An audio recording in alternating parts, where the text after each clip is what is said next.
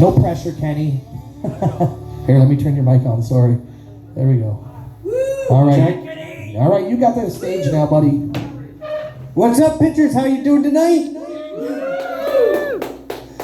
Not gonna lie. Comedians always tell the truth, and politicians will bullshit you all the way and bang just to get a vote. Tonight is my 10th show. Been doing comedy for 6 weeks. So, what did we do this weekend? What did I do this weekend? Got some good news. Youngest kid got his award in math. We go to that assembly near the end of the week, so that's really good for him. I got an award for dropping out of math. Numbers are not my strong suit. Yeah, 30 seconds and I do not get along at all. Do we have any birthdays in the house? Me! Your birthday? Thank God I didn't wear my birthday suit for nothing. Thank you. I would have felt really weird and exposed otherwise. I take it back. You take it back. You can't take back your birthday. That's like trying to take back your taxes. That'd be great. It would be, wouldn't it? But, you know, good luck in trying to get the government to do their job. It's like trying to get a dead horse to win the Kentucky Derby. No, my 11th show is going to be this Thursday at Yuck Yucks. I'm really looking sort of my second home, if you will. This one is also very near and dear in my heart, so they're tied. Mom still liked me best. But no, Friday I was at the Lucky Penny. For some odd reason I got invited back. I get invited back here too, and I don't know why. I mean, sure, I like hanging out with myself, but that's me. I'm forced to. You people choose to hang out with this. I don't get it. You ain't that bad. No, I'm not that bad, but my mom always said I wasn't that good either. Called me good at being a little shit, but apparently that's not the that was not the assignment. Not like the assignment I did in grade 11 to get my award in English. Yes, sir. The last assignment for my English class was write an essay about a school rule that you think should be changed. Cell phones. Because I was friends with the VP, you know, a lot of kids in school, they were thugs and trying to be tough, and I'm like, no, I'm not like that. I'm going to have friends with people who can give me detention and decide whether or not I get suspensions. I'll be friends with them. So my VP, who does bus duty down at the public bus stop where everybody likes to fight, sees me walk out to the bus stop with a pack of Starbursts. Oh, are those Starbursts?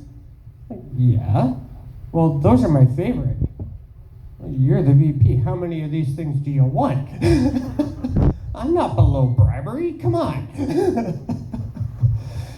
And a couple weeks after giving her candy for a couple weeks, she comes out of this. I'm coming out of the school talking on my cell phone, asking my dad for some lunch money. And she stops me, and I said, "1 minute, Dad. I gotta have a conversation." I said, "Yeah, I'll be off the phone in a minute. Just give me a second here." She kind of is taken aback because she was known as the toughest VP. You didn't want to mess with her, and here I am telling her, "Just give me a minute, and I'll be right back." Oh man's like, "Who was that?" And I said, "That's my VP. I gotta have a big conversation after I get off this phone with you." And I hang up the phone, and she's like, "Why were you on the phone?" I said, "I was asking my old man for some lunch money because I'm a dumbass and forgot my lunch at home." And she said, "Well, you definitely are a dumbass talking on your cell phone on school property. You want me to take this thing? You know I could confiscate this from you right now." "Yes, ma'am, I am fully aware that you could confiscate that from me right now. However, I also know you're not that mean, and I've been feeding you candy for the past 2 weeks." "All right, you owe me a week of detention instead." "Deal. Can I go get my lunch now?" She's like, "Yeah." "Fine." So I get home and homie's like, why was your VP talking to you? And I said, well, cell phones aren't allowed on school property. And he's like, okay, well, make sure they don't see it. I'm like, yeah, no kidding. So my English assignment, I told the principal. I didn't know it was going to the principal at the time, but I wrote down, kids bugging the secretary, it gets annoying and it's a hassle. So as long as they're not using it in class, it should be allowed. Like, give us a break. So I handed my assignment. The teacher looks at me and she's like, I'm taking this down to the principal's office right now. I'm like, uh-oh, what did I do wrong? I think they need to have cell phones now. They definitely do. And that was one of my points, because the very next year at the assembly in grade 12, the principal steps on stage. He's like, yeah, you guys can have your cell phones on school property, just don't use them in class, okay? No, if they don't bring them, they get in trouble. Exactly. They use them in class now for research and everything. There's no paper. No, everything's paperless. I don't get it, because it completely destroys my concept of the paper trail that I had back in the 90s. That thing helped me spend my allowance in like 5 months. Don't touch your allowance, Kenny. Okay, so I go to Canadian Tire, I go to the Pioneer gas station, I get all those bonus bucks. Mom said, I'm smarter than this kid. I'm gonna put all his metal change inside a metal container. Okay, Mom, I'll just use the paper that I get from the gas station and Canadian Tire to insulate the inside so it always sounds empty. That's a good idea. It worked for 3 months. She'd go in my room, she'd shake that thing. She'd be like, this thing's only... Wouldn't bother opening it to count what's inside. Just give it a shake. Oh, okay, well, I guess there's nothing here. I thought he had allowance, but I don't know where it went. So, I get home from the store one day and I had to buzz the apartment because I missed my window of shift work and people coming, people going. I left I left the building that had 2 security doors without a key, banking on somebody coming in or going out. And I had to buzz the apartment, wrap myself out. My mom says, oh, funny hearing from you. I'm on the phone with the cops right now. Mom, you're on the phone with the cops? She's like, yeah, get up here. I'm like, I want to stay down here in the lobby. Get your fucking ass up here before I beat you half to death. Okay, I'll come upstairs.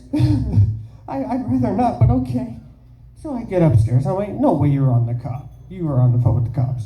She's like, yeah, I was definitely on the phone with the cops. I've called the cops on you for less. But why'd you call the cops? She said, I wake up from a nap, my front door is unlocked, and my kid is gone. I could see how that might cause some concern amongst an overprotective parent. Sorry, Mom. Yeah, what'd you buy? Ninjas. So she took those away, and yeah, it's just another way Mom and I were really, really weird together. But the first song I sang at karaoke with her was Wild Thing, and I was with my grandfather. And some random guy jumped up on stage and joined me. And my grandpa wasn't happy about it. But ever since then, that kind of gave me a flavor for the stage. I love being up here. Now, George, would you be so kind as to fire up the karaoke so we can keep the party going? Yeah, let's do it. All right. Nate, remember, love difficult people because you are one of them. Oh, thank you, thank you.